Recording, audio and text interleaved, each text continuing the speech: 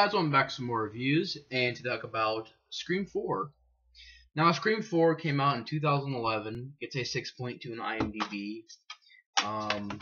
Pretty cool they put some artwork on the disc. Because, usually discs, especially DVDs, now definitely, the detail on the disc really hasn't been that good lately. Majority of the time it's a gray disc with just like a plain looking disc. But Scream 4, in the past, I kind of overrated this one a little bit. I said it was my favorite of the franchise in the past. Last time I reviewed these films, I said it was my favorite of the franchise. I said it was the best one in the entire franchise.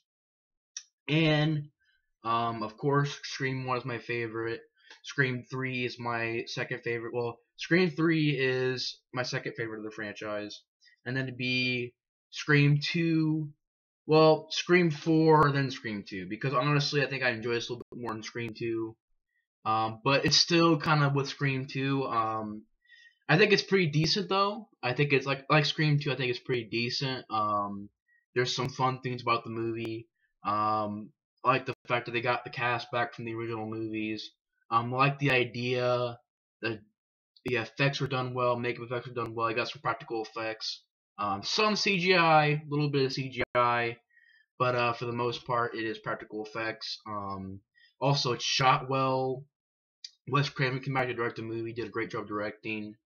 And I just think it's a pretty decent flick. What it's about is it's 10 years later. Sydney pretty much returns back to her hometown to talk about her book that she just released.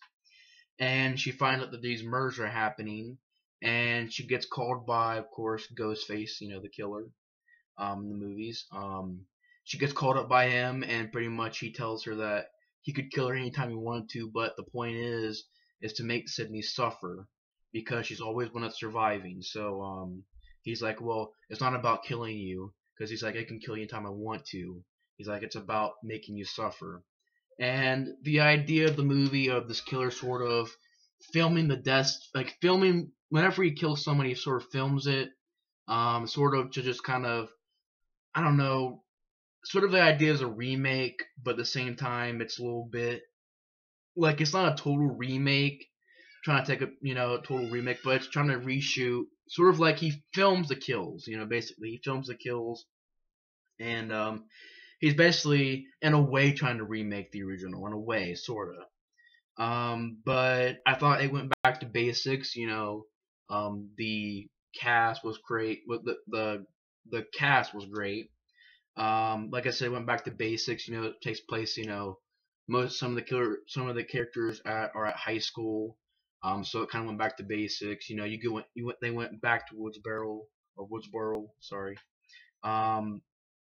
Just sort of.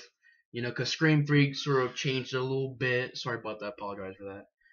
But Scream 3 tried to change it up a little bit, trying to make it a little bit different. This one kind of goes back to, Scream 1 and Scream 2. But I just found it to be decent. The problems with the movie, before I continue about, the storyline, problems, the pacing can kind of get a little bit slow at times. There are times the movie doesn't really pick up that good. It kind of gets a little bit sluggish. You're like, okay, come on, let's get to the next scene. Some of the acting really isn't at its best. That was a problem with Scream 3 and Scream 2. The acting really wasn't, at its best in those sequels, in my opinion. Not all the acting was bad, but there were a couple scenes that were like, okay, that was kind of, overacted a little bit. Like I said, majority of the acting's pretty decent, but there are some scenes, that can get pretty over the top, or pretty weak acting. And I just thought that the pace was pretty slow. The acting can get pretty bad at times. At times it can, not the whole movie, but there are certain parts where you're like, okay, the acting was pretty bad. I think I said that. Did I say that I enjoyed the score? But the score was decent, but the problem is the score is really not, in my opinion, it's not really that memorable in this movie. I think they actually got the original guy to the scores from the original movies. But I didn't think the score was that great. I mean, it wasn't terrible, but at the same time, it was kind of forgettable. I really didn't care for they sort of just pretty much remake or pretty much remake other songs from the other movies, like the main theme. They remake it, and it's sort of like I kind of prefer the original theme song of Scream a little bit more. But I mean, there's only a few problems there, but I think it's a pretty decent flick still. And pretty much what's going on is you've got Ghostface killing people and filming it, and pretty much them trying to figure out who it is. As far as death scenes go, you got this really interesting idea at the beginning of the movie where it's like a movie within a movie within a movie. It starts off with these two girls talking about they're being stalked on Facebook. There's this weird guy, texting them on Facebook. They get killed. Then it zooms out. These two girls watching that movie, and then the girl pretty much talking about, oh, this is stupid. I don't get it. And the girl goes, pretty much, because the girl's talking about, oh, it's just cliche. That was not even shocking. And the girl right next to her actually like stabs her, and she's like, was that shocking? So it's kind of like and then it was actually kind of shocking actually, because you didn't really expect it. And then it zooms out, and you get to basically the real movie, to Scream 4. You get to the real movie, and the two girls there, they get killed. There's a death scene where there's a guy where it's a really interesting idea, and I believe one of the cast members is from Home Alone. I'm gonna have to see. The character name is Charlie. I think that the guy that played him was from Home Alone. He played the younger brother to the Kevin character. I think that was his character. It may not. I might be way off, but I'm trying to see if I can find him, because I can't find the character on here. I'm trying to see if I can find him. Yeah, here it is. Rory Culkin, and I think is the younger brother to Macaulay Culkin. I think, yeah, his last name's Culkin, so it's probably, yeah, it's the younger brother to Macaulay Culkin. And try to see if that was the kid from Home Alone.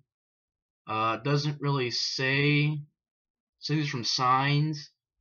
He was from Signs. Really hasn't been in a whole lot of movies. He was in Richie Rich. I don't really know. I don't think. Actually, you know what? Now that I think about it, I really don't think that he was in Home Alone. There might have been a different person. I know that he was in Richie Rich. That's what I was thinking about. Not Home Alone, Richie Rich. I had to think about that because the kid from Home Alone, I got to mix up with the kid from Richie Rich. I don't know. I just got it mixed up. So he wasn't from Home Alone. He was from Richie Rich. For some reason, thought he was in Home Alone, but he wasn't. He was in Richie Rich. And pretty much him and his friend are pretty much this cool idea where they pretty much have this club at school, the movie club, and pretty much Gail, she's trying to write a book. She doesn't, she doesn't have any ideas for a book, and basically she goes rogue and she's trying to figure out who the killer is. She gets into they pretty much help each other. The two the two people that are obsessed with films, scary movies, basically scary movie fans, and the character Gail, they sort of team up to go and try to figure out who the killer is. Gail finds they're having this party. That she goes to the party. She gets stabbed. She's in the hospital. I think that another good thing about the movie is that it seems like Neve Campbell has a little bit more to do. Yeah, she just has a little bit more to do. Now, as far as, I mean, Courtney Cox, same thing. She had a lot to do. David Arquette, a little bit, but I feel like they should have given him more screen time. He was in the movie, no doubt about it. He was in the movie, but he wasn't in the movie a whole lot. And when he was there, he wasn't really doing that much. I mean, Gail, she went to the party trying to look for the killer. Gail was actually trying to do stuff, and Neve Campbell, I mean, when she freaking messed up the killer in this movie, kicking him, knocks him out, pushes him, messes the killer up in this movie. So yeah, Nev Campbell had a lot more to do in this movie than she did in Scream 3. That was one of my problems with that movie. Is that in that movie, Nev Campbell didn't really do much in Scream 3. But in this movie, it does feel like she gets to do more, and she gets a great line at the end of the movie. You forgot the main rule of the original. Don't mess the. I messed it up. You forgot the number one rule about remakes. Don't mess the original. Great line at the end of the movie, and I just thought, it's decent. There are things I like about it. There are problems with the movie, but there are things I like about it. Definitely think it's a decent sequel, and pretty much you get to the end of the movie where it's pretty much down to Sydney, the Charlie character, one of the friends of, I'm trying to get the other character's name. They're Jill, I believe, played by Emma Roberts, and pretty much Jill's friend, Charlie, Jill, her ex-boyfriend, Sydney arrives at the house. You find out that one of the guys, one of the scary movie fans, he gets killed. And pretty much they get chased around a little bit. I'm trying to think. One girl got killed. I forgot her name. Basically, Kirby. Her name's Kirby. She gets killed. Shocking way too, because you really don't expect the character Charlie to be a killer, and he stabs her. He's like, "How about this move?" Stabs her, and pretty much she dies. You find out that Charlie and Jill, because Jill is pretty much the cousin to Nev Campbell's character Sydney, and you find out that she was basically growing up. All she heard about was Sydney. Sydney was so famous, and she wanted to be famous. So she stabs Sydney, thinks that Sydney's dead.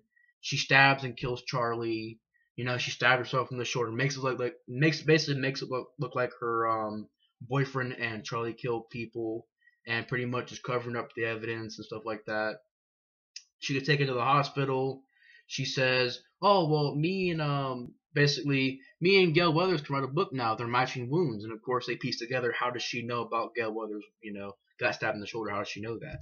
And basically, she goes because they found out that Nev Campbell is still alive, and she tries to go kill. She tries to go kill Sydney, the character Sydney. Dewey tries to come in and help, but he gets knocked out. Courtney Cox and another other character, they come into the room. It's pretty much a deputy. They come in the room. The deputy gets shot. She doesn't die though. She has a bulletproof vest on. Gail says an awesome line. Can I have one last word before I go? And she goes, and the killer goes, "What, please? No. Clear. Clear?" And then City pops up clear with these like two shock paddles and just on her head. Of course, she's not dead. And then, of course, they're like, well, how is she, pretty much saying, like, is she dead?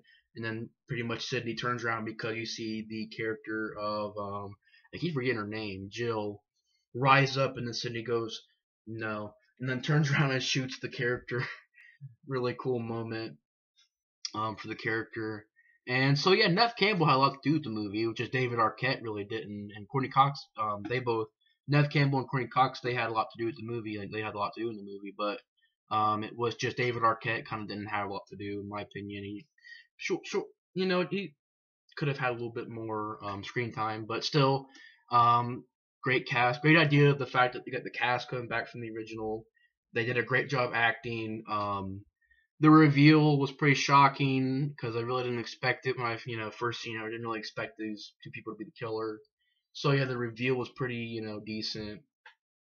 The ending was great, and I just thought that the characters when they came back they had a lot of fun with the roles. Like Courtney Cox when she's getting basically this reporter's talking all rude to her, she turns around and pretty much just basically tells her off, and then the girl walks away. She's like, "Oh, testy." And then she turns around, and then Gail Weathers turns around and goes, "I still got it." They have fun with the characters in the movie, and they just have fun with the movie, and it's a pretty decent flick. I think it's shot well. The score could have been upgraded. The score could have been done better. Really didn't care that much for the score, but I thought it was directed well, acted decently. There were some parts where the acting kind of got a little bit bad, but for the most part, acting was pretty decent. Besides maybe some parts of the movie. Um, Great death scenes. I mean, basically they're really gruesome too because there's one scene where a girl gets stabbed through the hand and she gets stabbed multiple times. There's a scene where the guy from Kangaroo Jack, and he was also from Agent Cody Banks 2, he gets stabbed in the head. Screw Bruce Willis, and then dies. And then pretty much the deputy to that, well, pretty much other cop, he gets basically stabbed. There's a death scene where the mom goes up against the door and she gets stabbed to the mailbox thing, the mail slip mailbox thing, and she gets stabbed in the back of the head, and you know, uh, just great death scenes, gore effects, makeup effects were done well, and yeah, so Scream 4, I think it's a pretty decent, film. I really enjoyed doing this series of reviews on the Scream franchise. A great franchise. Wes Craven did a great job directing the movies. It's a great horror franchise, and so yeah, I wanted these reviews in memory of Wes Craven. Wes Craven did a great job directing these movies. They are great movies, and yeah, so rest in peace to Mr. Wes Craven. Rest in peace to Wes Craven. He was a great director, and he made great movies, and this is an awesome franchise. So, guys, once again, rest in peace, Wes Craven, and I will see you guys next review. Thanks for watching, and see ya. Bye, guys.